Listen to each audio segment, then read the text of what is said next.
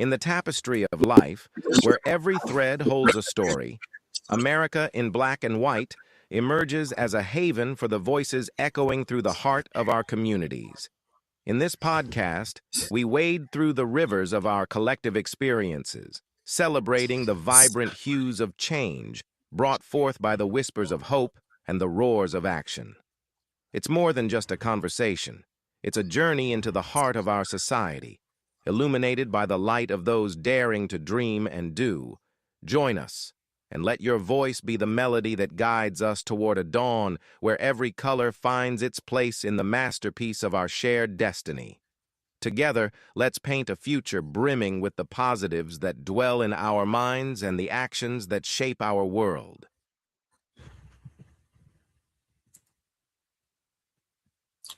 Good afternoon, ladies and gentlemen, and welcome to another episode of America in Black and White.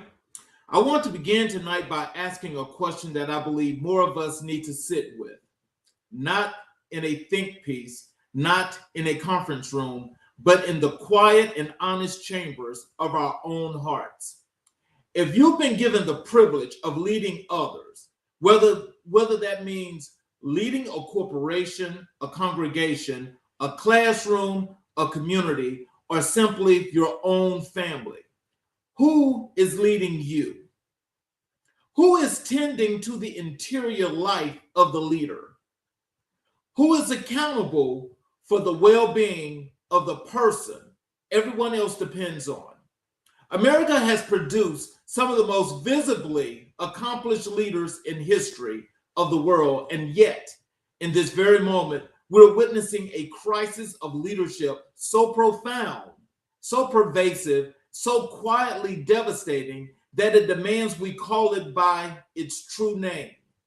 We have built a culture that celebrates the performance of leadership while starving the soul of the leader.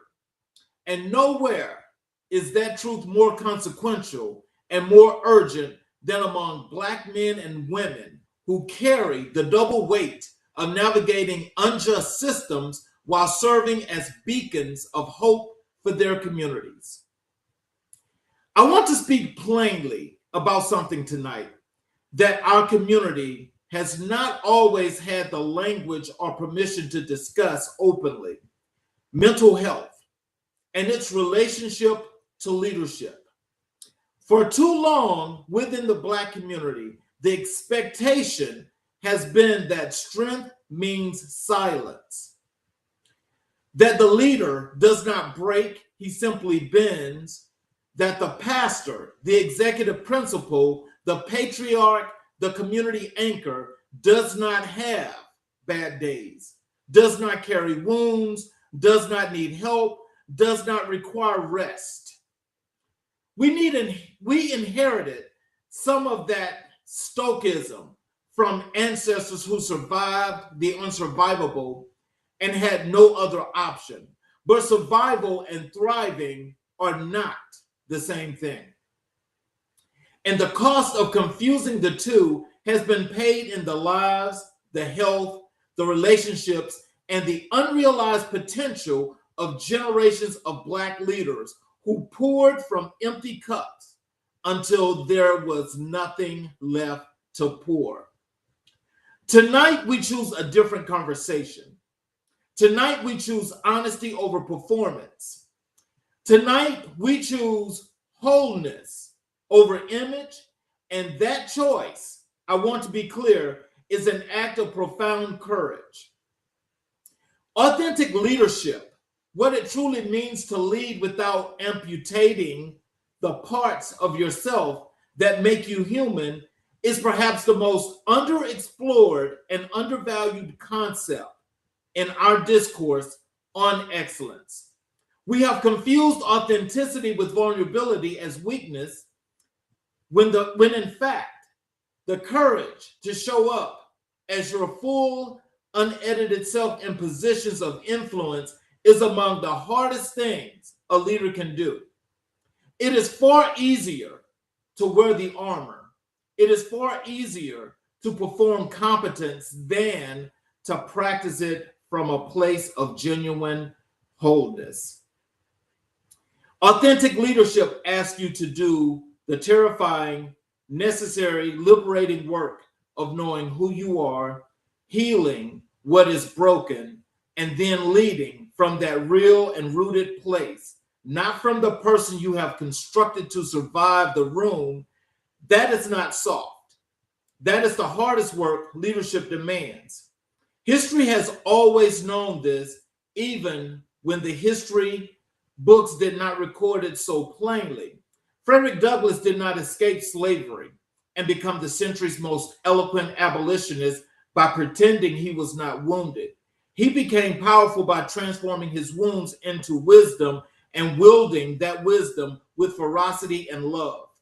Thurgood Marshall did not dismantle the legal architecture of segregation by checking his humanity at the courthouse door. He carried it with him, let it fuel him, let it keep him honest. John Lewis did not march into the teeth of violence on the Edmund Pettus Bridge by suppressing his fear. He felt it fully, acknowledged it honestly, and chose to walk forward anyway. And in every neighborhood, in every church, in every community that Black America has ever built from rubble, there have always been architects who led not from titles, but from calling, who showed up whole, who served completely, who left the ground richer for their having walked it. Those are the leaders our tradition has always honored most deeply. Tonight, America in Black and White welcomes a man who stands in that tradition, who has spent 15 years in the most demanding corridors of healthcare, who holds a doctorate in corporate leadership, and who has dedicated his life and his platform to helping others lead themselves first. He is a consultant, a keynote speaker, a workshop facilitator, a mental health advocate, a mentor, and by every account, a man who leads with both his mind and his heart fully engaged. His name is Dr. R. Vance Cooper Jr., and the conversation we are about to have is the kind that does not just inform, it transforms. I want you to receive what is about to unfold tonight, not as a broadcast, but as a conversation, one you are invited into fully, whether you are a CEO or a student, a seasoned leader, or someone just beginning to understand the scope of your own potential. What Dr. Cooper has to say belongs to you. It was forged in the fires of real experience, refined by genuine scholarship, and offered by the kind of compassion that only comes from a person who has seen human beings at their most vulnerable and chosen again and again to believe in their capacity to rise. So lean in, open up, and let us begin, and let's welcome Dr. Cooper to the show. Hello, sir. Good afternoon. Good evening. Glad to be here. Thank you for the invitation, and thank you for the warm welcome as well. Yes, sir. Is there anything you'd like to say to the audience before we get into the show? Well, to the audience, just thank you very much for tuning in, and hopefully that something that there's something that you can take from this conversation that you can add, or that will add to your life and add to what you have going on, or maybe challenge some thoughts that you might have had. So I'm looking forward to this conversation. Well, thank you. I appreciate that. And I want to thank each and every individual that's tuned in right now at this time. And for those that will be tuning in, especially the people that are here with us each and every day. So Dr. Cooper, the way I like to start all the shows is I like to give the audience the opportunity to learn a little bit about the guest before we lean in with all the pertinent information, the things that you're doing, and some things that they can learn. And I like to start this one out with what I call your roots, identity, and your life story.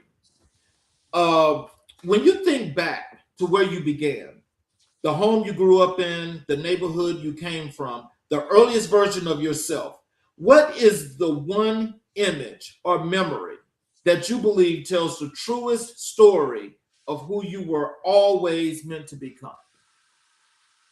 Well, for me, I think that I've always been kind of a shy, reserved person. And one of the things that I had to learn about myself was that through my shyness and through my reservedness, that there are moments where it's okay to be like that naturally and to have that natural wiring. But I think that what something that emerged in me was the just really recognizing the importance of when you're supposed to speak up, when you're supposed to stand out, when you're supposed to be defending yourself, rather than when you're not supposed to be letting things slide. So those are the types of things that I really had to learn about myself and really recognize when those various situations when I was when to kind of lean into that. But naturally, I'm a very reserved, private. I'm not really a person who is looking for a lot of controversy. Don't want to really rock the boat too much, like in my natural sense. But again, I just recognize that, especially when it comes to speaking out about what's right, speaking on, and especially demonstrating good character. I just recognize that there are various situations where you really do have to, you can rock the boat, as I'll say. So, your father, R. Vance Cooper Sr., is one of the most influential people in your life. In what specific moments, not grand gestures, but quiet, ordinary moments, did you first begin to understand the depth of what he was building in you? Well, I think that I get my quietness and my reserved demeanor from my dad, actually, because he was not a person who was really complaining. He was just a person who is, if it had to be get done, it had to get done. He wasn't complaining. He wasn't blaming people. He wasn't pointing the finger. If it was something that needed to get done, he would always play his part in terms of making sure that something gets done. So that's something that very much has it has been implanted into myself as well, where I'm not a big complainer. I'm not a person. I'm a problem. I'm a person who's looking for solutions. So if there's a problem that arises, I'm not we could talk about the problem. There's no problem. We do need to have a space for that, but it's almost like immediately I'm looking. What can we do to solve this? What can we do to change this? And what part can I play in making this better or fixing this issue, even if it isn't my fault? So just me being able to be a person that's able to not complain and just be very solution oriented. That's very much something that I got from my father. Okay. So, what values did your father instill in you that now you realize were actually his most enduring form of leadership development? That is, the lessons that had nothing to do with corporate strategy, but everything to do with who you are as a man. Well, I think that the one of the most important things that he, even when before I even really thought about what he was doing, was just demonstrating good character, just being a person that very trustworthy, honest person, a person who doesn't compromise on their values. For there's lots of things that people do to compromise their values, whether it's for money, whether it's for the things that you can get or an opportunity. Just recognizing that it's very important to be able to stay true to who you are and stick to your value system, because the minute that people are challenging your like what people are basically when people are in a position where they can question your character, character is one of those things that once you lose the trust of people, it's very, very difficult for you to get that back. And so just being a person that's able to stay true to their values, being a person that's not willing to compromise based on something that I don't believe in. If it's something that I see maybe other people are leaning into, and it's something that doesn't align with my value system, being able to just graciously step away or remove myself from the situation. that's something that is very important to me. And I think that that's actually one of the most important aspects of leadership is just people being able to trust you. And if you're saying like, are you being actually who you are? Are you sticking to your word? If things change, are you a person who's blaming people, or are you a person who is trying to come up with solutions and coming up with ways for people to collaborate to be able to solve problems? So I think that character is definitely one of those big things that I got from him that really always in the back of my mind. I'm just trying to make sure that everything that I do, whether it's an opportunity, whether I'm speaking, whether I'm teaching, whether I'm consulting, I always try to make sure that I'm demonstrating good character, because once you once people are questioning your character, it's very difficult for you to be able to gain that trust back. So, growing up as a young black man, how did you reconcile the world's assumptions about who you were with the truth of who you knew yourself to be? And what or who helped you hold on to that truth when the pressure to conform was greatest? Well, I attribute that. I actually will attribute a lot of that to my mother. My mother was someone who so my parents worked very hard to get me into good schools and help me have good opportunities. But one of the best things that my mother did for me was she put me, I had an opportunity. It was a program called the Dessert Club. And basically what that program was, it was a 2-year program where you attended meetings, you had various lessons on Black history and African history. We went on field trips, did fundraisers, and at the end of the 2 years, the grand award was a trip to Africa. So that was something I did from sixth grade. It was like sixth grade to like eighth grade, because we actually went to Egypt that summer before I went into ninth grade. But through that program, that's where I was really able to learn a lot of information about, quite frankly, things that weren't taught in school, information that is basically being kept from people. And so that's where I learned a lot of the information like that. Off the top of my head, I can think of that's where, like, of course, Juneteenth just became a national holiday. What was it, maybe 2 or 3 years ago? And a lot of people, a lot who look just like me and you, for that was really kind of their first time learning what Juneteenth was. Or many people I noticed who were my peers, or even people who were older than me, they had never even heard of what that was. And what I can say is that I've known it my whole life, but I've known it more. I've known about where it came from and the history behind it. I've known it for longer than I haven't known it, because it was something that I learned when I was, sixth, seventh grade as a middle school student, learning about, the Juneteenth in Galveston, Texas, and learning about what the celebration was all about. Like, I had never heard of it up until that point. So it's actually something that I've been observing on a annual basis ever since that point, ever since me learning about it. And then actually, so I'm in Philly, so we actually have there's actually a lot of Juneteenth celebrations that have been occurring over the course of over the years, even prior to it becoming a national holiday. So that's just an example of something that I learned in that program that, quite frankly, it's not something you learn in schools, and then also it's not information that basically has been given to us. So again, that program really it did pay dividends for me, just being able to recognize that, prior to us Black and brown people arriving at this land, we didn't come to this land enslaved. We came to this land as we were kings and queens, and we had all these different things that were positive influence.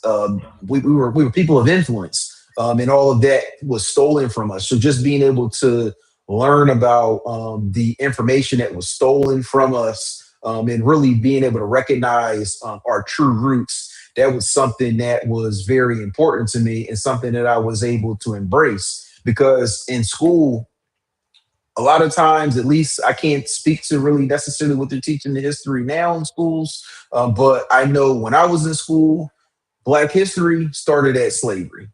And Mhm. it was something, it was very eye-opening. I'm glad that I got that experience early on, just being able to recognize, like, no.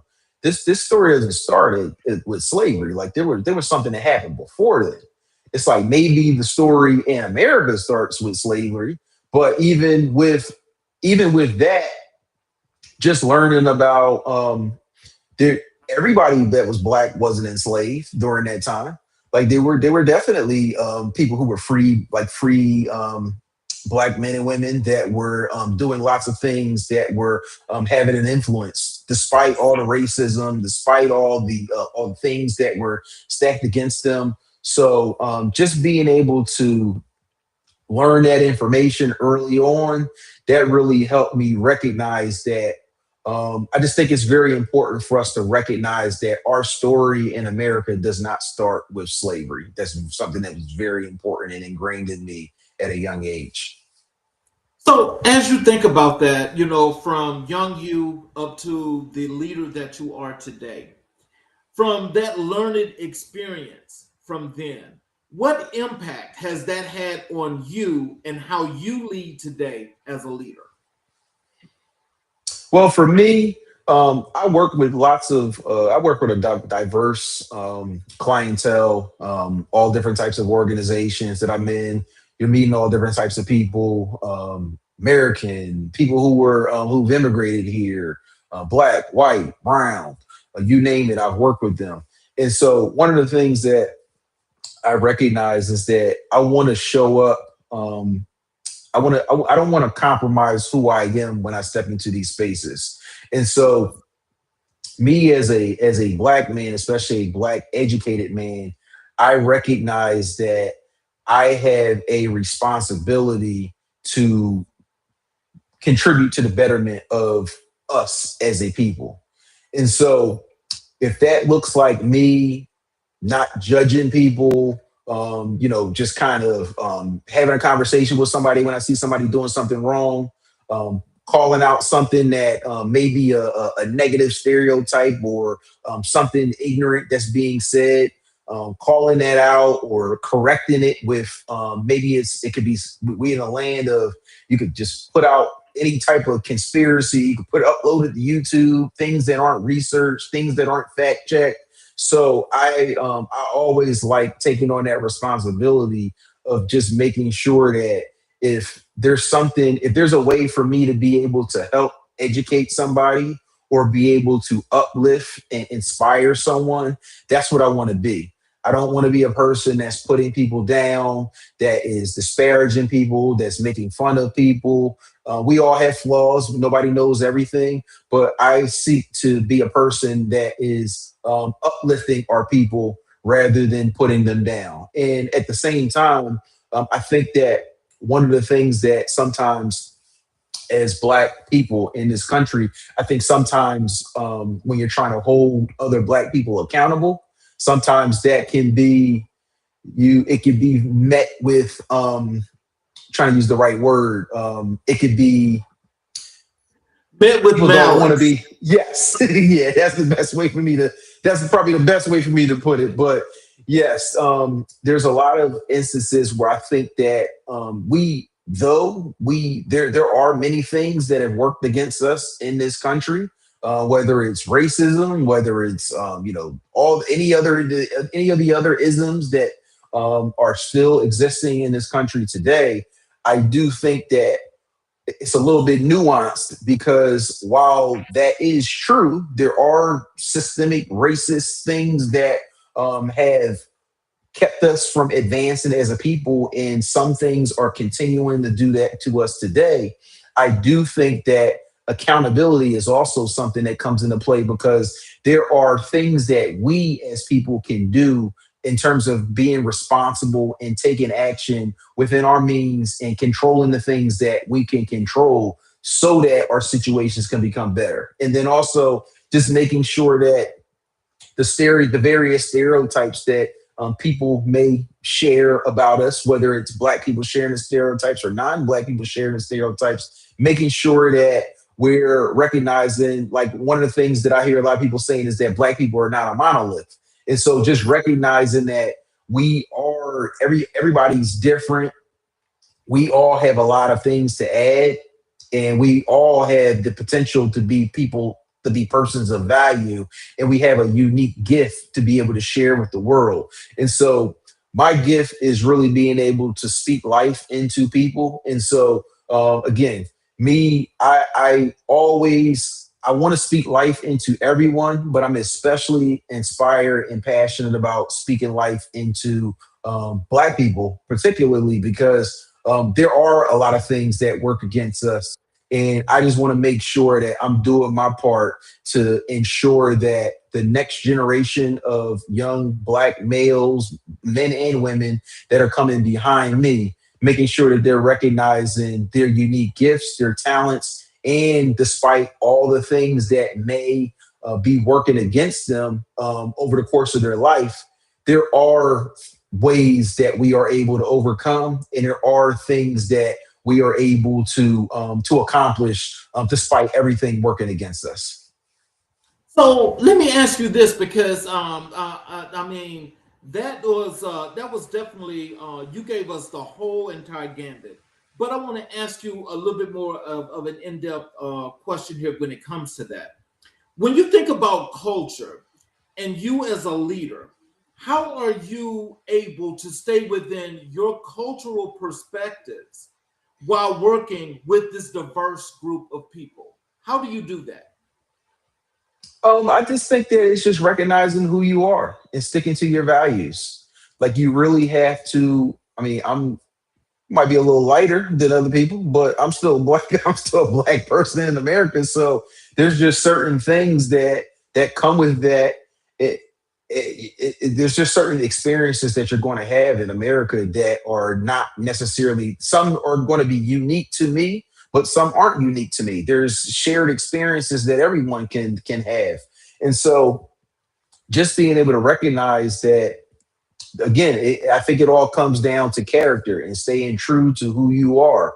Because even if you are in a situation where somebody doesn't like you, or and it's, for whatever reason, whether it's because of who you are, whether it's because of the color of your skin, your values are going to keep you anchored and going to keep you from really getting out of character and ultimately doing something, because it takes a split second, 30 seconds, less than 30 seconds, really, for you to lose everything that you've worked hard for, everything that you earned. And so just making sure that, again, it's just recognizing who you are and recognizing that your character is going to be one of the most important things for you to stay anchored to, because it's going to be the foundation of your leadership. So I just think that that's something that's really, I think that's really what helps me continue to persevere and continue to just operate in a manner that I operate in. And I will add that I didn't always think this way, and I wasn't always behaving this way. I think that it's just the more. I think that one of the things that really helped me recognize who I am and be able to embrace it was really focusing on my mindset and focusing on my natural wiring. Because the more you learn about yourself, the more you're able to see what you have similar or what you have in common with other people, and what you do differently from other people. And I always like to talk about how everybody has differing perspectives. We might have different perspectives about the same subject, but it doesn't necessarily mean you're wrong, and it doesn't mean I'm wrong. It just means there's a difference in perspective. Now, there are situations where your perspective can be wrong, and a lot of times they aren't. It isn't. So it's making sure that we're just having an appreciation for. That's something I definitely strive to do, is have an appreciation, even if I disagree with someone, recognizing and having an appreciation for the perspective, because we don't always think the same way. We're not always wired the same way, and we're not always going to be looking at issues in the same manner. So, at what point in your life did you first feel the pull towards healthcare and towards leadership? And were those two callings separate at the time, or did they always feel like two faces of the same purpose? No, that's actually a good question that I've never been asked before. So, to answer your question, both of them were separate. So, what initially drew me to healthcare, so I'm going to take it back to high school, where my entire, really all 4 years of high school, I thought I was going to be a medical doctor. Like that, I was dead set on being a medical doctor to the point where rest in peace to my guy, Dr. Melvin Jackson. He was a primary care physician in Philadelphia, one of my dad's good friends. What I would do is every summer he would invite me to spend time in his office, and then he would allow me to basically see his face, like of course with their consent. I would be in the office with him with patients. He introduced me to various, and the thing I appreciated most about him was he introduced me to a lot of black doctors that were in the area. So cardiologists, primary care doctors, nephrologists, GI doctors, some of these specialties that he introduced me to, like I had never even, I'm a high school student, so I didn't know what a GI or gastroenterologist was at that point in time. I didn't know what a colonoscopy was. But just that, me sitting in his office, getting that shadowing experience, it exposed me to all these different specialties. Now, once I went to college, so I started off college as a biology major. Once I got to college, it was 2 years into it. I just really, like, I was a big science person in high school. And then ultimately, I just recognized I had to have a chat with myself and just really, I think college really helped me recognize that I wasn't as interested in a science career as I thought I was. Of course, once you start getting into these advanced classes, and it wasn't even the fact that I was doing bad in these classes, like I was doing pretty well in most of the classes, but I really didn't have the desire to go through all the science in order that was going to be required of me in order for me to be a medical doctor. So that's ultimately when I pivoted. And then I had an experience. This was going into I want to say it was the winter break of my senior year. I had an opportunity. One of my good friends from church, Craig, so he was working down at the University of Pennsylvania in their emergency room office, in the back office. So they were at the time they were getting ready for their JCO inspections, and then he basically had a temporary position that was open for me to work while during my time when I was home. And so he basically I ended up getting that job, started working in the University of Pennsylvania's in their ER. And they have this whole big back office that's right behind the emergency room. And that was the first time that it opened the possibilities up to me that were, because when you think of healthcare, the first thing you're thinking, or at least the first thing I was thinking, was always clinical. So, therapy, like respiratory therapists, doctor, nurses. So that opportunity really opened my eyes up to the whole world of health administration, where you have these people that are working behind the scenes in these administrative offices and finance offices that are making the world of healthcare go. And without healthcare administration, it doesn't matter what the clinicians are doing, because you have to have the administrative work is just as important as the medical and the clinical work. And so that was actually the first job that I had that really got me interested, where I was like, I want to be a part of this. Because after I decided I didn't want to be a medical doctor, I was just trying to figure out, what can I do that is along the lines of healthcare, but that's not necessarily, doesn't require me going to medical school, doesn't require me pivoting and trying to go to nursing school. And so that was really the first time that I had ever had a role like in healthcare administration. Now, the leadership portion that came a little later, once I was already into my career. and you're just open. I'm having different roles, and one of the things that I recognized was that even though I was doing pretty good, I was happy with where I was. I just felt like there was this pull on me to be able to do more. It's like, Vance, you can do more than this. And so that's when I really started focusing on what I could do to improve myself as a leader. And so me improving myself as a leader, that's really kind of what catapulted me into pursuing doctoral studies in leadership, because I wanted to learn a lot about various leadership I was very interested in various leadership styles and leadership characteristics, and then just leadership perspectives. And so, going through my PhD program, I was able to really be able to study all of that.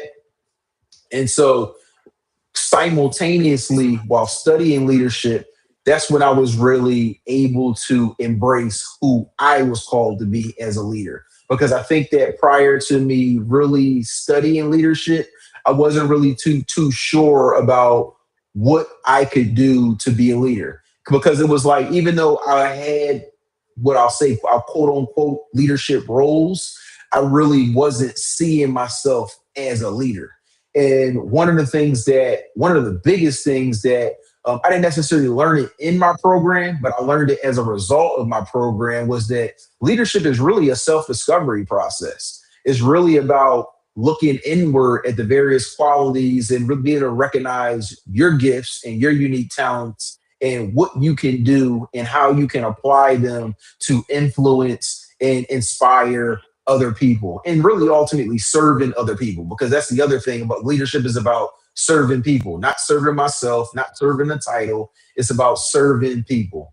And so those are things that, even though it's not necessarily something that you're studying, like in terms of the theories and stuff per se, that self-discovery process, that is something that you can't learn self-discovery from a book or from somebody teaching it. It can't be taught. It's something that it's something within yourself that's sparked, and it comes out of you. And then once it comes out of you, you can't see any other way differently. And if you do see something differently, at that point, you're choosing not to embrace it versus it not being something that you're aware of. That's really, really interesting, because it seems like, with you having that experience there from the medical profession, as well as what you actually got in that discovery from leadership, that it seems like they go hand in hand, because apparently you're able to make them connect in a mutually exclusive way that's very, very positive. Do you find that to be like a really hard thing, where it's very much detailed and meticulous, that it's time consuming? Or is it one of those things that you're able to patch whatever you're doing together and make it stick, because this is what it's going to be? Yeah, I think it was pretty easy for me to do it, especially since I've been working in mental health for the last 10 years now. And so, especially with me working in the mental health space, it's really been very easy for me, because so of course I'm on the inpatient side of mental health. So when people are coming in for inpatient, that means that in most of these cases, you're coming in, some voluntarily, some of them are coming in involuntarily, but at that point you have some sort of an acute psychiatric issue that you're dealing with that needs immediate intervention once you're coming on the inpatient side. So I review all the criteria, making sure that the patients are meeting criteria for inpatient, dealing with the insurances and everything. And so one of the things that I recognize is that whenever I am reviewing some information about a patient and just kind of looking at the various scenarios that led up to the patient coming to that point, quite often, and quite frankly, I was seeing it when I was working in skilled nursing as well. Quite often, people get burnt out, depressed as a result of them taking care of other people. Like, I've seen it time and time again. I'll give you a perfect example. I can remember when I was in a nursing facility working. It was a gentleman. He had come in for he had come into the facility because he had just had a heart attack. Or, no, he had a stroke. And so I'm talking to him. He had just got out of the hospital, was coming to the facility for rehab, and I'm just talking to him, and he's telling me he's like, man, I'm so worried. And I'm like, well, what happened? He's like, it's my wife. I was taking care of my wife, and that's what because his wife had dementia. He was trying to keep her at home, and he's telling me about how he had been so worried about taking care of his wife that he had been neglecting his own health to the point where he had a stroke. I see it on the inpatient side where I see people they're literally getting to the point where they're either having suicidal thoughts or actual suicide attempts because of the burnout that they face in taking care of a loved one, whether that loved one had physical challenges or sometimes dealing with mental health challenges themselves. And one of the things that I recognize is that, and one of the things that I always tell people is that you are no good to anybody else unless you take care of yourself. You can't be. You have to. You have to treat yourself the like you got to treat yourself the best. It's like I try not to use the word selfish, but in a sense, you do have to be selfish about your own well-being because you're not going to be good to anyone else if you're not well. And so I think that leadership, and I think that that's really where I was able to combine leadership with mental health was because you part of you taking care of yourself is leading yourself. So you have to lead yourself first. One of my coaches that I've done training and work with always says that you should be your first. If you're going to be a leader, you should be your first client, and that goes back to that self-discovery process. You have to. The more you learn about yourself, the more you learn about what you're capable of doing, what you're not capable of doing, areas of improvement, areas where you need to be delegating things. So, and self-discovery is an ongoing process. It's not something that you can just do one time and then it's like, oh, I got it. It's a you need to the most successful and effective people, they take a continuous inventory on where they are in life. But again, it goes back to self-discovery. Self-discovery is it's an ongoing process. It's not something that you just do a single time and then you're done with it. You should be checking in with yourself on a schedule, whether it's checking in daily, weekly, monthly, yearly. I mean, I recommend you do all of them because it's really what your check-in, your day-to-day check-in is going to look differently from your week-to-week check-in. Your week-to-week check-in is going to look differently from your monthly and your annual check-in. So you want to make sure that you're constantly self-assessing and going through, because the more you self-assess and assess yourself, the more you're able to be in a position to recognize your unique talents, places that maybe there are areas of improvement, and ways for you to ultimately serve others and serve the people, to connect with the people that you're supposed to be connecting with. Let's talk a little bit about your leadership development work. When someone asks you to define authentic leadership, what do you say, and how has that definition evolved from the version you would have offered at the beginning of your career to the one you carry now? Well, I just think authentic leadership is it's being true to yourself, being true to your unique talents, your unique gifts. And I think that in order for you to be an authentic leader, I'll go back to self-assessment. You have to know you have to constantly examine where you are, and you have to know yourself better than anyone else knows you. Because when you're constantly self-assessing and when you're constantly going through that self-inventory process, that's where you're able to really recognize what your authentic talents are. A lot of times we get, especially in the world of social media, we get caught up in chasing other people's success.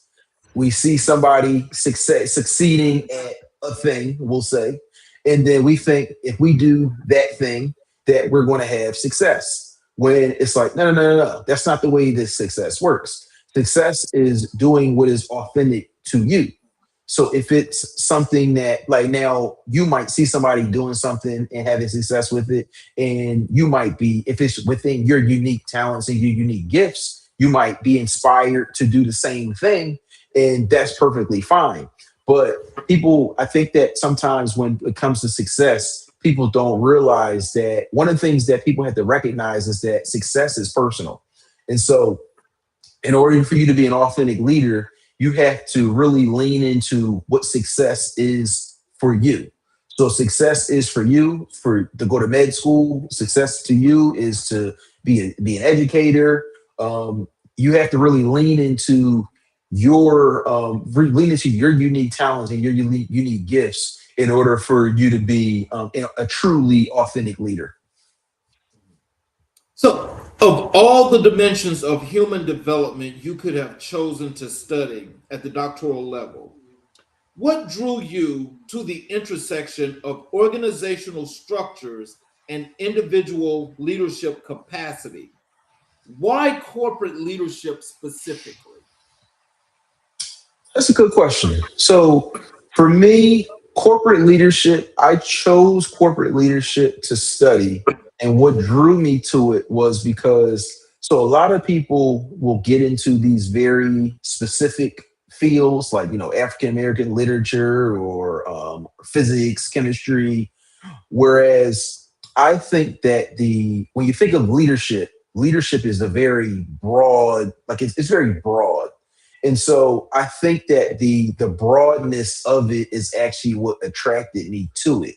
Because when you think about leadership, leadership is in every single aspect of our lives. So even though it's my PhD is in corporate leadership specifically, but there's a lot of overlap in leadership just in general, where it transfers from whether you're a church leader, whether you're a community leader, leader of your family, or leader in industry. So I think that the intersection of the overlap of leadership as it is in as it kind of can as it overlaps in our lives in various and kind of shows up in various different ways. I think that that's really honestly what really attracted me to studying leadership. And then just also just an appreciation and a recognition of the various styles. We see their various styles of leadership. There's no right or wrong style of leadership. Everybody, because I think that your style also goes back to the previous question about authentic leadership. Some people they do a lot of hooting and hollering, and then you have some people that are very reserved, and they might not be doing a lot of hollering and stuff. That doesn't mean that they're a bad leader either way. It's just a matter of difference in style. Because if you hooping and hollering, especially if it's in a respectful, direct way, you doing that, if you're effective, then it's like, what are we really talking about? Like, I'm not going to criticize somebody who, especially if you're doing it in a respectful way. Now, if you're hooping and hollering and you're being disrespectful or uh, offending people and things of that nature, especially when it's like intentionally being disrespectful or disparaging towards others, I think that's a different thing. But I think that just having an appreciation for the various styles, different traits, different various characteristics, I think that studying that is what really drew me to studying that broad topic of leadership. And then again, it's just leadership is transferable in just about every industry, every aspect of our lives. So, and that broadness is really what drew me to studying it at the doctoral level. As you mentioned that, and yeah, I understand leadership is very, very broad because that could be anything. But when we think about, as I was asking specifically about, why did you choose corporate leadership?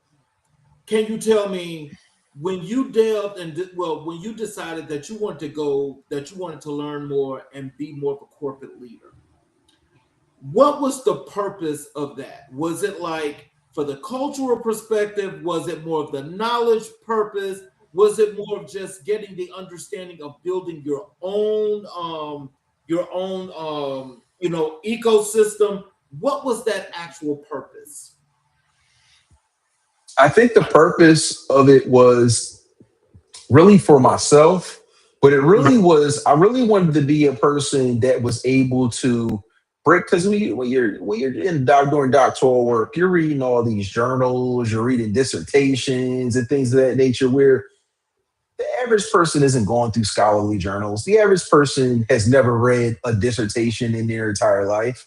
And so being able to go through the rigors of being able to research and reading and the various perspectives and all the various things that I was able to do over the course of researching, I think that's what really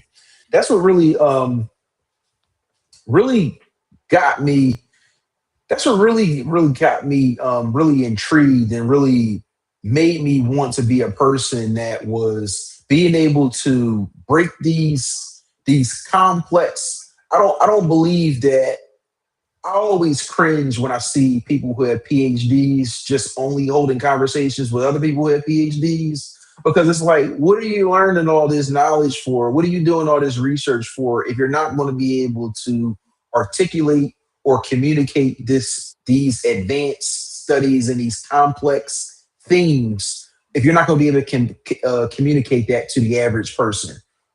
So I believe that me being able to, I did all this work, did all this studying, so I could be able to break these complex these problems or these complex themes. I really wanted to be able to break them down and be able to articulate them to the masses. So that's really something that is very, very important to me. Wow. I wasn't expecting that. That's really awesome. And let me just say this, because there are a lot of people, just as you mentioned, that are on that level, that PhD level, that have the thought process. Now, I've heard many different things, and I want you to help us to understand this. Is that many say that, you never want to be the smartest person in the room. And for a lot of those, it's like, I only want to talk to people that are here. And so with you wanting to say, no, it's not just here, it's top down. That's a very interesting perspective. Can you tell me what drew you to that perspective, and why is that so important? I just think that it just comes big again. It's about who do you want to influence? Do you want to influence a bunch of people who have PhDs, which two maybe 2% of people will ever go to get a doctorate? Do you want to only have? Do you want that to be your sphere of influence, or do you want to influence the 98%? And so I think that that's really the question. Now, don't get me wrong. There are definitely spaces where I do think that there a little elitism is okay. I do think that I do think that it's a little bit is okay, especially in spaces where you when you have done the work and you're demonstrating that you're an expert. I think that one thing that we see that there's this attack on intellectualism, where you have these people who can just, we're in a world where there's nothing wrong with it. I think it's great that people are able to just pick up a microphone and hit record and being able to get their thoughts off. But that's also a slippery slope, because what happens is you have people who have no work, they have no scholarly work, no scholarly contributions, no actual research besides going down a YouTube rabbit hole, that are trying to tell trained experts what is and what isn't. And so I do think that it's important for us to recognize that the people who do have doctorates and who are fortunate enough to go through that academic rigor, I do think that it's important. I think that it's more important for you to be able to educate others and being able, again, breaking down these complex topics. I think that that's more important than you being the being in a room full of smart people.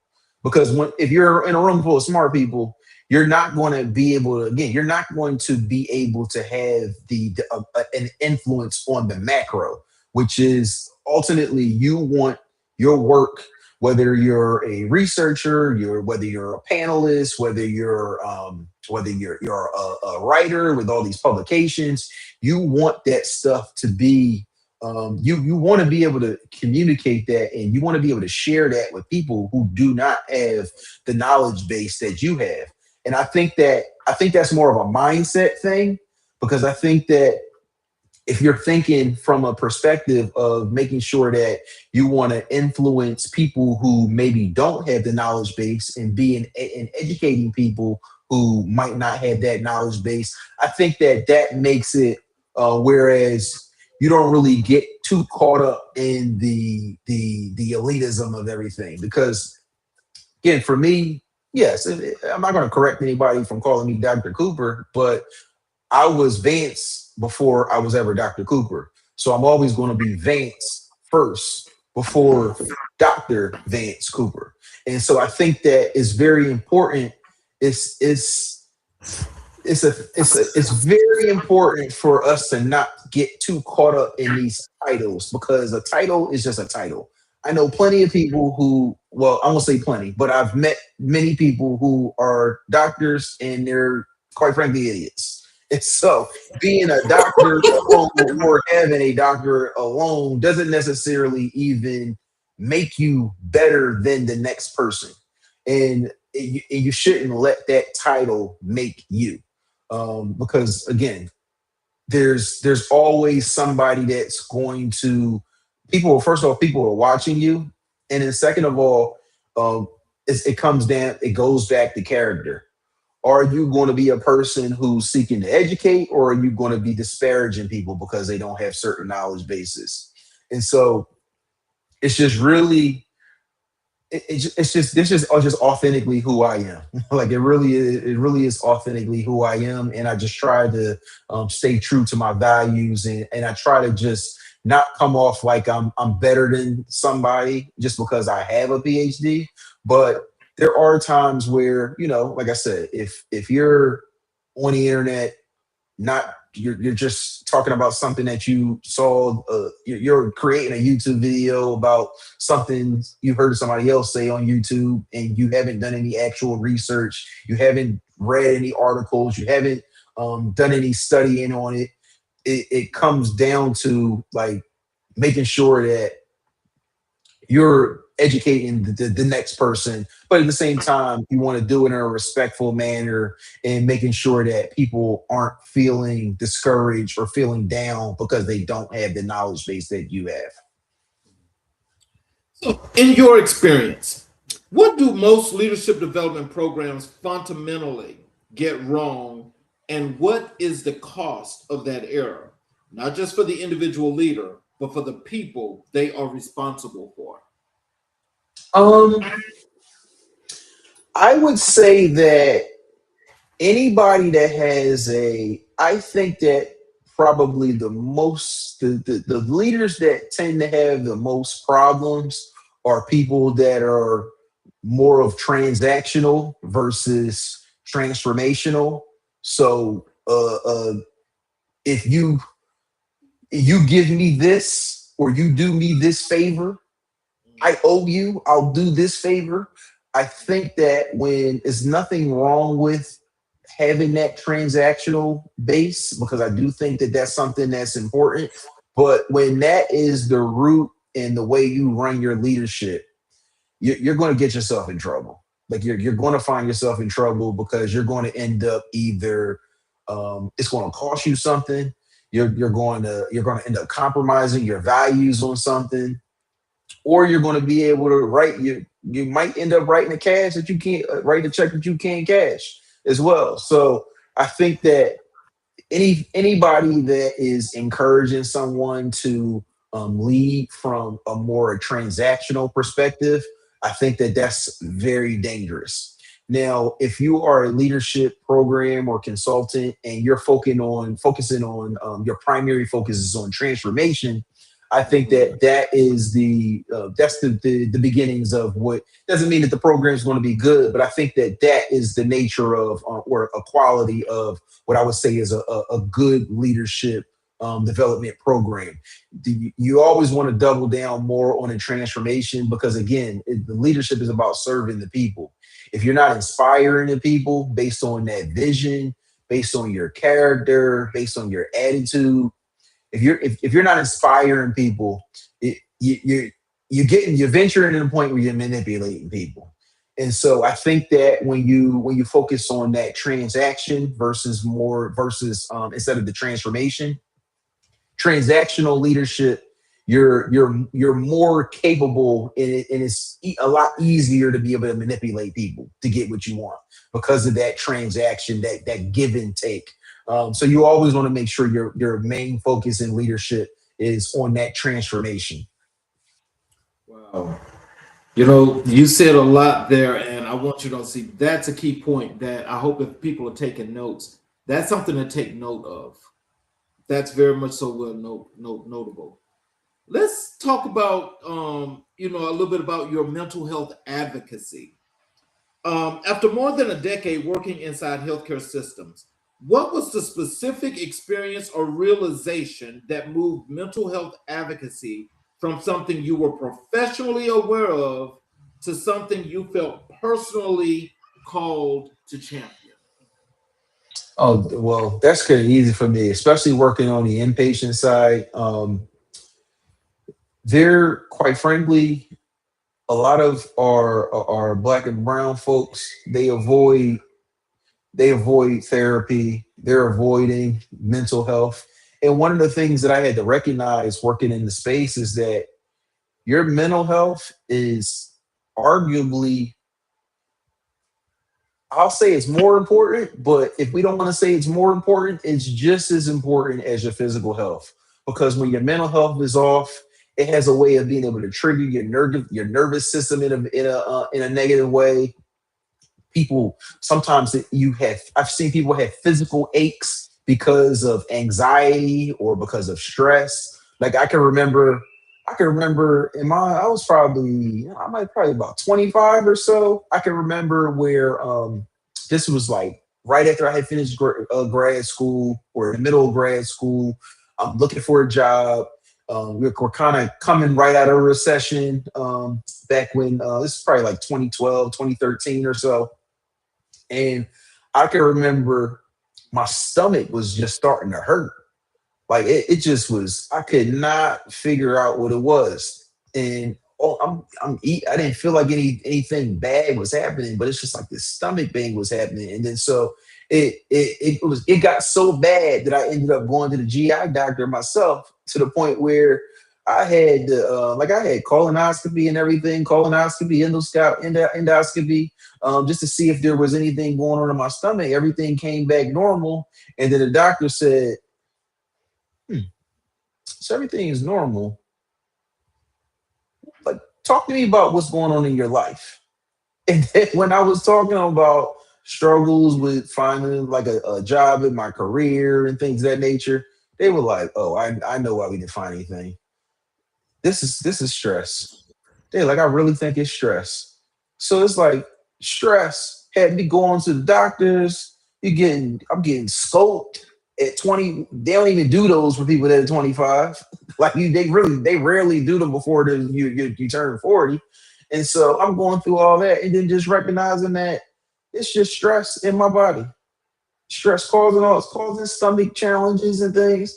And then once I was able to really opened my mind, at least on a personal level, about the effects that stress can have on your physical health.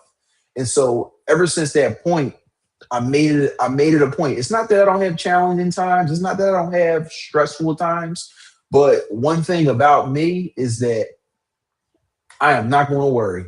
Like I just made up my mind. It's like even if I don't know how things are going to how I'm going to accomplish a thing, or if I'm not sure about a situation, Worrying is something that I really try to keep to a minimum because your mental health can really it can if you have bad mental health, it can really affect your physical health in a major way, and they go hand in hand. So it's very important that you take care of your mental health. And so, just me recognizing that as a black man, recognizing that there's a stigma on mental health, period, but there's especially a stigma on black people in terms of going and seeking mental health treatment. And in reality, and I mean, of course, people who are people who believe in God and who are faith based, I think that there's also a belief that you can pray yourself out of things as well. Where it's like you prayer is important. I say my prayers every day, but it's like you can pray, and if you need to go to see the therapist, you can go see the therapist. And I think that it's also important for us to recognize that our mental health is key, is because we are all dealing with everybody is dealing with problems. We all have some things that we are dealing with, some things we might be proud of, some things we're not so proud of, some things that are a little bit more difficult than others. And it's just important that for us to recognize, yeah, do I talk to my wife about things? Yeah, absolutely. But there have been various situations that I've dealt with where it's like, I don't want to dump this on family. I will dump this on a therapist, because it's also comes to that too, because you have to recognize that if you're dumping these things on especially if it's a traumatic experience, if you're dumping that on family members, sometimes they don't want to hear about them. They don't want to hear that. And then sometimes, even though they're listening, they really don't know how they can help you.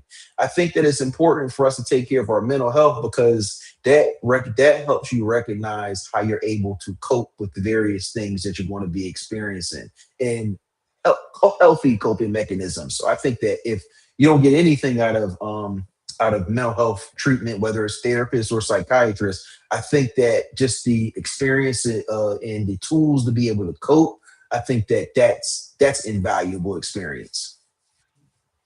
So, working in acute inpatient mental health services means being present with people of some of the most intense and painful moments of their lives. What did that work teach you about the human capacity for resilience that you carry with you every time you walk into a leadership development space? Well, I think that it's just really just recognizing that people are dealing with some real stuff. Like, people are dealing with some real stuff, whether it's traumatic childhood, whether it's some type of abuse, physical or sexual abuse. It could be the loss of a sibling, loss of a parent, loss of a close friend. I just think that it's really important for, I think that a lot of times people have a tendency to avoid it. When something traumatic happens, you just kind of compartmentalize it and you just bury it somewhere in the back of your brain and just try to forget about it. But in reality, in my experience, I've seen people who have compartmentalized things for decades. And then all of a sudden, it could take you 3 decades to reach your breaking point. And then you're having conversation with somebody, you're asking them enough questions, and then all of a sudden they have this epiphany moment, like, dang, when this happened 30 years ago, I never dealt with it. Like, I never dealt with it. So like that experience was negatively, you're subconsciously, it gets rooted in your subconscious mind, and you're subconsciously going through the world within your relationships, your work experiences, and you're carrying that trauma and you're transferring that trauma to other people, and you don't even recognize it until you reach this breaking point when you just recognize that that trauma that you experienced, that shaped your whole belief system in a negative way. And so I think that is really important. Like, for example, my father passed away a couple years ago. My father-in-law, he just passed away in the springtime, in April. And so me, of course, I'm helping my wife, holding her hand, going through that process, the grieving process. which is indeed a process. But one of the things that I told her was that don't avoid the pain. You got to go through it. Like you really got to go through it, and you're going to experience all the, the feelings of sadness. You're reflecting happy, anger. You're going to experience all these various feelings through a grieving process, but it's very important that you go through and experience every single thing you need to feel about that. So the same thing is for people who have been going through some sort of childhood trauma or some emotional abuse or, any type of abuse that they've dealt with. The first thing you really have to do is acknowledge that it happened, be honest with yourself, and then you have to go through the pain, not avoid it. You got to go through it.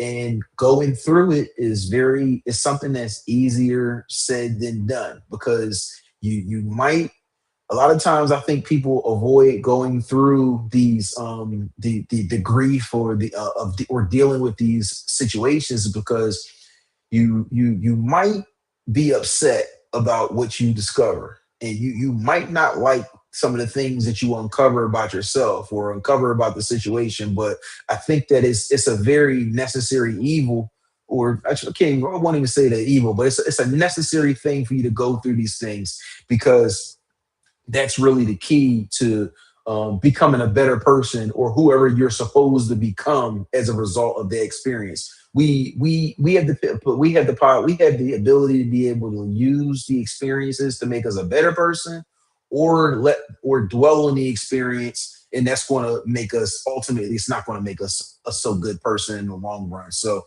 just making sure that we go through these situations, deal with and process whatever feelings we need to feel.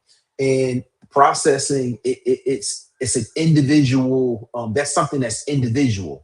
For some people, you might process, it might take you 2-3 years to process something. For some people, you might be able to process within a couple weeks or a couple months. So just recognizing that it's important to give ourselves spaces to be able to process the things that happen to us, so that we're able to cope, and ultimately so that we're not able to dwell on that negative thing that happened to us, shaping our entire belief system. Because also the reality is that even though we might have experienced this sad moment or this traumatic moment, in the long run, nobody really is going to care.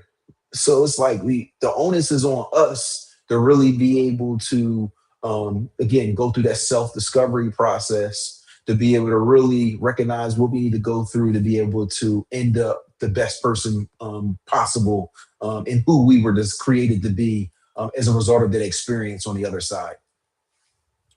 The mental health crisis in the Black communities is real, documented, and deeply rooted in historical trauma, system neglect, and cultural stigma.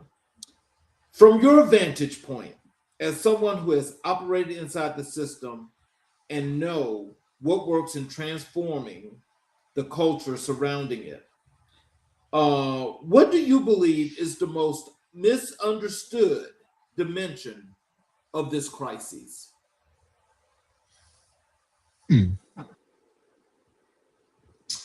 That's a good question.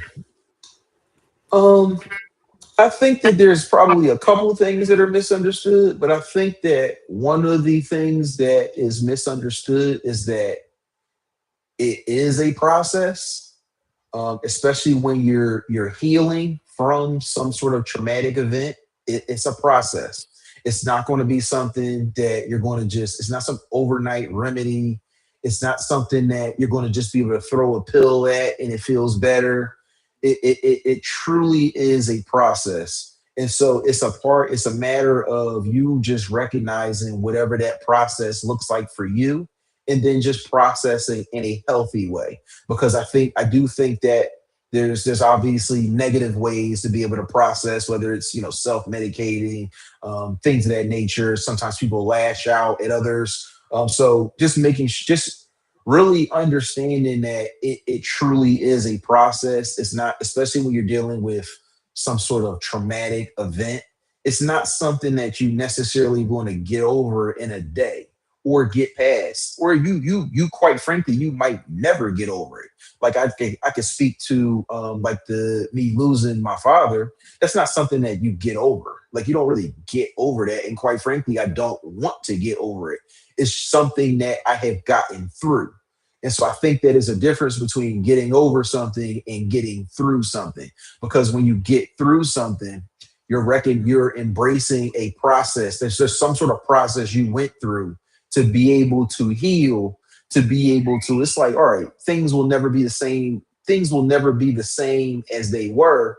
But what does this new path look like? And how am I able to function on this new path in a healthy and productive way? So I think that it's just the fact that you do have to process these things, and that it's not something that's going to happen overnight, especially for traumatic things. I think that that's something that is a big misconception. And I even see it on the inpatient side where a lot of people, of course, people are coming in when they're at their worst. They're either signing themselves in or they're being forced in involuntarily. So even going through that, it's like, yeah, you're here for stabilization, but ultimately the work must be continued after you discharge. Whether you're going to a psychiatrist, whether you're getting your medication from your primary care doctor, whether you're going to ongoing therapy, it's something that it's like, this is just the beginning. This is an ongoing process. And so just recognizing that it's very important for you to be able to process these things in a healthy way, and just recognizing that it takes time. It's a unique, individualized experience, and that it's something that ultimately, once you actually deal with what you have to deal with is in a healthy manner, you're going to be ultimately end up feeling a lot better once you make it to the other side, and recognizing what that if there's a new normal that's called for, you'll be able to embrace that. But I just think that it's very important. Again, it just goes back to you making sure that you're processing in a healthy way and being able to recognize what you need to do to be able to make sure that you're functioning in a healthy manner in the world. Let's talk a little bit about your mentorship and community engagement. Um, Dr. Melvin Jackson is one of the most influential figures in your life and career. Without telling us everything, because some things are sacred, can you help us understand who he was to you and what he saw in you before you fully saw it in yourself, and how his investment in you changed the direction of your life? No, Dr. Jackson was my guy. Like that was so we were members of the same church. He was a doctor. He was very influential, like a lot of people well connected in the area, well respected. Probably the only thing that I didn't like about him was the fact that I'm a member of Alpha Phi Alpha, he a member of Kappa Alpha Psi. So we was, of course, my dad was an alpha too. So I remember when I was first pledging for alpha, I can remember he would joke with me and my dad. He like, hey man, listen, if you won't be a captain, he's like, I got you. He's like, just say the word. And so he would always joke about that type of stuff. But he was definitely a jokester, and just a person who he was well respected, even amongst his fraternity brothers, well respected. And I can't remember the exact name of the award, but I know it's like one of the highest awards you can get in Kappa. I can remember his funeral, sanctuary full of Kappas. So he just was a person who knew a lot of people and was a person who was of great influence. And he was one of the people who really he always would tell me, like, even if I didn't become a doctor, he just made sure that me as a youth, he made me he made me believe, he really showed me what was possible.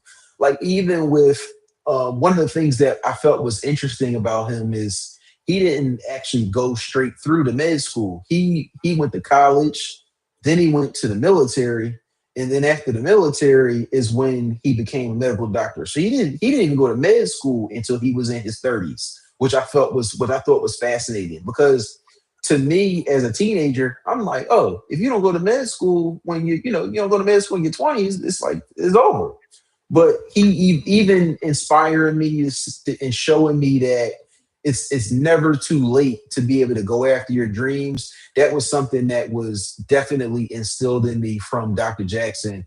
Just having those conversations with him about his med school experience and his various experiences in medicine, and just even as a black doctor, uh, invaluable experience, very invaluable. And then also he was somebody who he treated us like my dad's kids, like he treated us like they were his own, like we were his own kids as well. So when I was shadowing, we're going for lunch. I'm meeting all these various people. I'm literally in operating rooms as a result of relationships he had. I'm in operating rooms observing doctors perform surgery and stuff. And I'm talking, I'm a teenager having these experiences. And these are things that are just, even though I ultimately didn't become a doctor, the life experience and just showing me what was possible and also just demonstrating his excellence because even his daughter's a doctor after him, and like son doing well. So just being able to see all these great things that he was able to instill in them, it really inspired me to really want to be like him. And then also even furthermore, it inspires me to anytime I come across somebody that is especially going through any type of doctoral program, I'm always looking to mentor them, always looking to encourage them even though I'm not an academic professional, which is kind of a little bit orthodox for people that get PhDs. Um, I'm always cheering on my colleagues, inspired by my colleagues, but I attribute that all to Dr. Jackson because Dr. Jackson was really one of the first people that I really developed a personal relationship with, who had an advanced degree of that sort, and able to really develop that personal relationship with them. So, a lot of credit for Dr. Jackson. Miss him dearly. That was really my guy. Well, I want if you could explain this to our audience. What was the impact of being connected to so many profound professionals as a young man as you were going through your life before you decided to go into your PhD program? What was the impact of being connected to that many professionals? I think it was important for me to be able to see people like me who look like me being able to accomplish these things. Because like for example, my high school was I was fortunate. I went to a high school out here called LaSalle College High School. So I was fortunate enough to get an academic scholarship for all 4 years. Like my parents would have never been able to afford to send me to that school. But me going to that school, of course, I'm meeting. I'm one of when I was a freshman, I was one of four black freshmen out of a class of like 250. So you're me going to a school like that, though I never really had any issues. I think it was important for I'm seeing these kids. Their parents are doctors. These people owning car dealerships. They got a lot of these people come from old money. Quite frankly, like, we got some people who their father, grandfather, all their uncles went to the school. So there's a lot of legacy there as well. And so I think that it was though I saw all that in college or in high school, and like my high school was college prep. So most of the people that went to my high school they already knew the minute they stepped foot in there as ninth graders that they were going to be going to college once they graduated. But I think that it was just important for me to be able to. I think that it was a lot easier for them to be able to see things and believe that it was attainable for them versus even for me.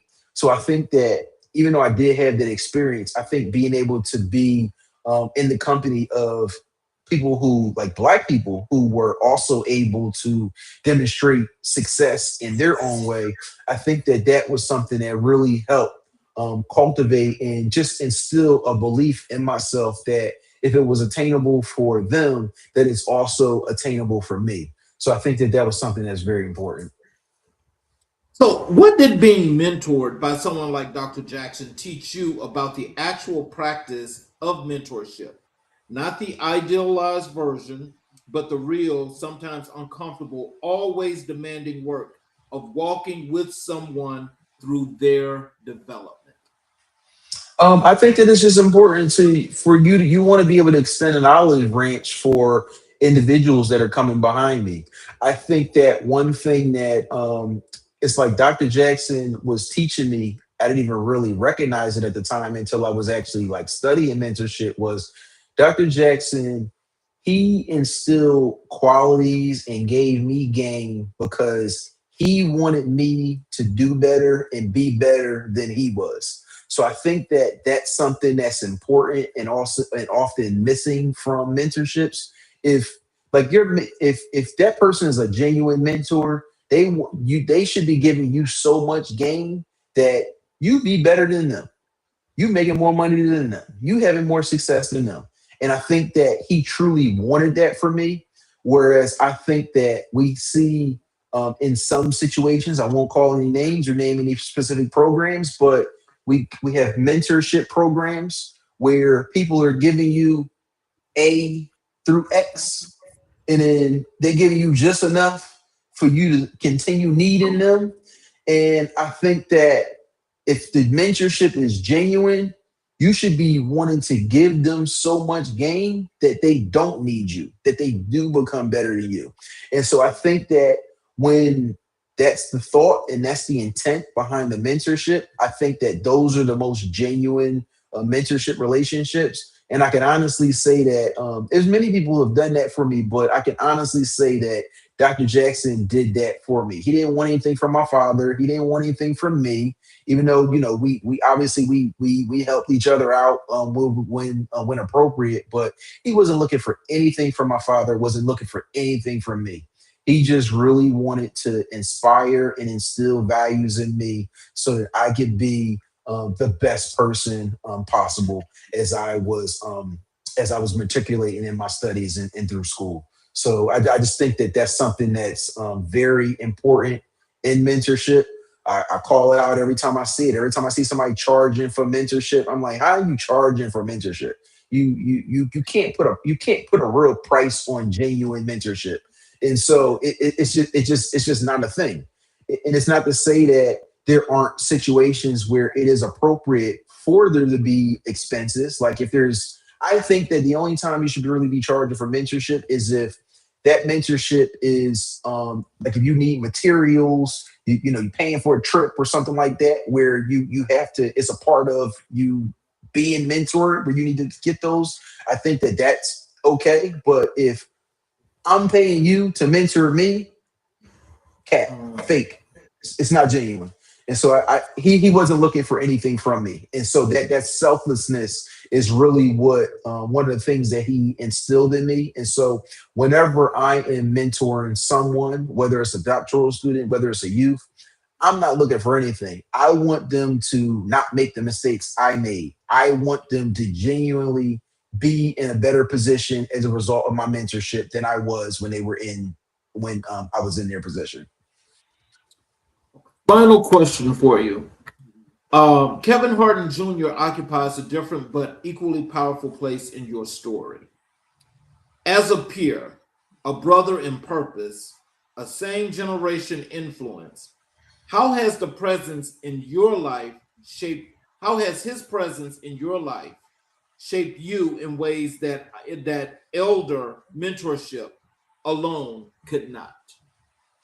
No, and that's one of my best my good buddies. I'm inspired by him on a regular basis because he really showed also he's another person who showed me what's possible as well through hard work, through perseverance, because he's been through a lot and he's overcome a lot, but also just stayed on course and didn't compromise any of his values to be able to accomplish things. And so I'm blessed to have him as a peer and as a friend, because he's inspired me in so many different ways. Like I can remember, so he just recently started his own firm, for it's been over for a couple months now, but prior to that, just me seeing his trajectory from a law school student to where he was a law school student, then he's working at the DA's office, then next thing you know, he's working at a couple firms. Next thing you know, he's partnered the firm to to starting his own firm. He has a karate school. So just me being able to see him being able to accomplish all these various these things and these dreams, things that he never even like, he's had more success than he can even imagine, and or him or I can imagine, and yet he's still the same person. He's still a person who's investing in the community, whether it's small businesses. He's invested in scholarships to the next generation of lawyers. He's constantly mentoring lawyers, people who are especially Black and brown lawyers. And so me being able to see him, despite all his success, despite everything that he's accomplished, he can really just see you, bye. I'm out of here. He always makes sure that he stays true to himself and always extends that olive branch to others. And then even when there's been moments where I've needed advice from him, or ask him things that he's thought about, or just even if I'm not asking him about, just watching his journey, it's so inspiring for me. So that's definitely one of my close buddies, and somebody who daily inspires me on a regular basis to just want to accomplish more, but also just making sure that I'm staying true to myself and accomplishing it in an authentic manner. So that's definitely something that he really inspires me, and continues to do so to this day. I've got a comment here in the chat that I would love for you to respond to if you can. Let me put it on the screen for you. It says, this is from Dr. Hector. He says, I see mentorship as a version of storytelling. Yeah, I agree with that. I agree with that because we all have our personal stories that in our personal journeys, and I think that our journeys, our personal experiences are always going to be something that informs our mentorship, and it's going to inform our leadership. And so I think that again, it goes to, if I see somebody is experiencing something that I've experienced and I'm mentoring them, I want to give them game to where if there's something that I would have done differently, I'm trying to give them game on that, based on my experience. And I'm not trying to be manipulative about it or gatekeep about it as well. Give the full game. And that's something that even getting back to Kev, that's something that he very much stands for as well. He's like, give the full game. Like I should want you. It's not to say that you are going to have more success than me, but at the root, I should genuinely, if I'm mentoring you, I should genuinely have a belief and a desire to make sure that you are succeeding and you are better off than I was when I was in your shoes. So that's something that's very important, and that story is always going to inform your mentorship. So no, that's a very good comment. So, do you have any words of wisdom and encouragement for our audience? Tell them how they can connect with you via your social media, how they can get your website, your book, any or all of those good things. So connecting with me is very easy. You can either connect to me via LinkedIn. I was R. Vance Cooper Jr. You can connect with me over via website. So it's vancecooper.com. That's primarily where people connect with me. You can just fill out an inquiry. I'd be glad to connect with you via my website or LinkedIn. Always looking to connect, always looking to do training, speaking. I do it all. It's what I'm passionate about. So very much looking to connect with people. One thing I will say is that the just always remember that leadership is self-discovery. It's a self-discovery process. Nobody is ever going to know you better than you know yourself. And once you actually are discovering yourself and going through that self-discovery process, you're continuously wanting to refine yourself. There is no arrival at leadership. Leadership is something that you're just consistently moving towards. And so I want everybody to think at leadership as that. You should constantly, even if things are going well, you should constantly be looking for ways for you to better yourself, for you to be able to better serve your people, because ultimately leadership is about service. And with you, the more you know about yourself, the better capacity you have to be able to serve others. So just always remember that. And that hopefully that's something that you can take away from this conversation. Well, so in closing, I want to thank each and every individual that's here, that has watched the entire show. And for those of you that are here that are always here to support us. And for those of you that are watching on our YouTube channels, especially, if you have not yet subscribed and enabled all notifications, I would definitely appreciate your support by doing so. And also, I want to say to you, Dr. Cooper, I'm about to close with the monologue. Do you have a couple of minutes here after I close the show? Yes. All right. So here we go in closing. What you just witnessed, this conversation, this exchange, this unguarded and generous offering of truth takes courage. And I want to begin by honoring Dr. Vance Cooper for choosing to show up tonight, not as a brand, not as a resume, not as a set of talking points, but a full, breathing, complex human being who happens to have also built an extraordinary life's work. That combination, the scholar and the man, the advocate and the son, the consultant and the community servant, is exactly what this show was built to celebrate and exactly what our times demand more of. Thank you, Dr. Cooper, for your presence, for your honesty, and for the gift of your life's example. Three things that stay with me from this conversation, and I think they will stay with you too if you allow them to.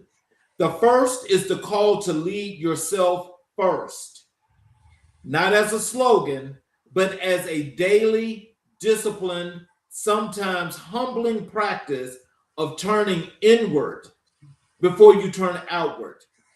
Every person in a position of influence, whether they lead a team of 2 or more or a company of 2,000, has a responsibility to do interior work first, not because it is uncomfortable, but because it is the only foundation upon which genuine, lasting leadership can be built. The second is the radical, necessary, long overdue truth that mental health and leadership excellence are not in tension. They are inseparable. A leader who is not well cannot lead well. That is not an indictment.